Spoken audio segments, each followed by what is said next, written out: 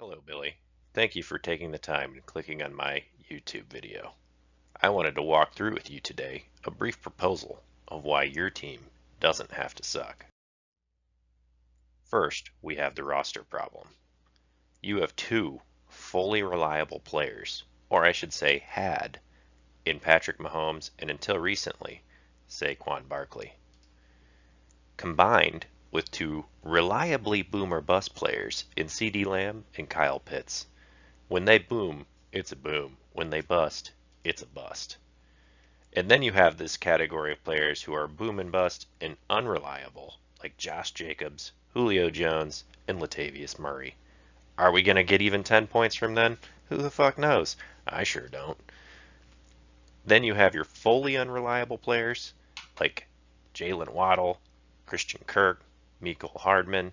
They're going to have a few games here where you're like, man, that's a good player. But week to week, they're going to leave you wanting more every time.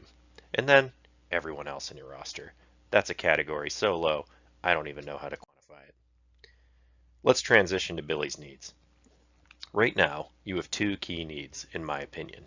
One, increase your chances of not getting last place this year. Nobody wants to do that. You can accomplish that via a trade or via the waiver wire. Two, acquire the best possible keeper for next year. Again, same two options, via trade, via the waiver wire. Let's look at what could happen if you chose to pursue the waiver wire as your way to improve your team.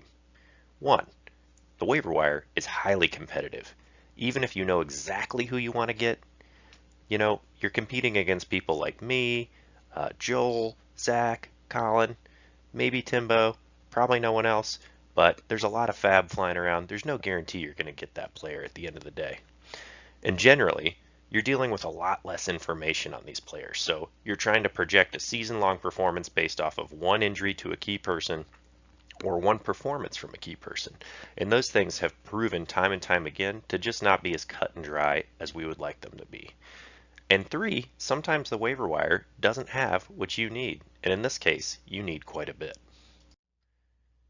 If you go the trade route, one, there's a lot of pressure, man, when you make a trade. Does everyone I'm dealing with have my best interests at heart? Will I be made fun of when I press accept?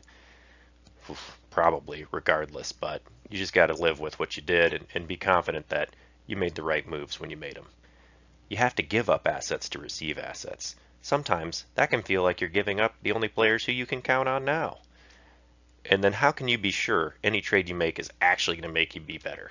The answer is you probably can't, but you can be as confident as you can be based on a few things. That leads me to this, why I'm the ideal trade partner. One, I will meet your needs. I'm going to make you less likely to get last place this year and more likely to have a great keeper next year. Two, I'm going to do my best to make my roster and your roster better. And gosh darn it, Bill, you're just going to love my offer. Here's the offer. I'm going to give you Aaron Rodgers, Javonte Williams, and Chuba Hubbard.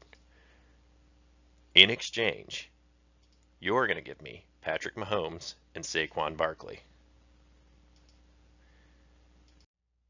Why this works. One, Aaron Rodgers is a suitable replacement for Patrick Mahomes. They both represent State Farm Insurance. You're not going to experience any drop off in insurability or coverage. Two, this helps you remain good this year. Aaron Rodgers is still a top shelf quarterback. You love Javonte Williams. Everybody loves Javonte Williams. He's an instant starter for you at running back with a low floor and, frankly, a high ceiling. He's a keeper for you. You could have him for up to 3 years starting tomorrow. As a rookie, his first 5 weeks have been outstanding. I don't need to tell you. You've been sending me YouTube videos about it every single week. Most rookies take off in the second half of year one and peak in years 2 to 3. Oh, when would you be legally allowed to keep him as a keeper? Years 2 and 3. Saquon may be DUN. That stands for done. I'm an idiot and willing to take this risk on. I've done it before. It's never worked out for me once. Chuba is your best running back until CMC returns. When he does, he's probably not worth very much. But until CMC's back, you now have a starter you can rely on. Maybe you'll win a week and get out of last place. Why would I possibly do this? You're probably asking yourself at this point. Well, a few reasons. One, I get less dependent on the Green Bay Packers. Two, we only have one keeper allowed, and I don't want to make my life so hard deciding on who to keep like I do every year with all of my stellar options.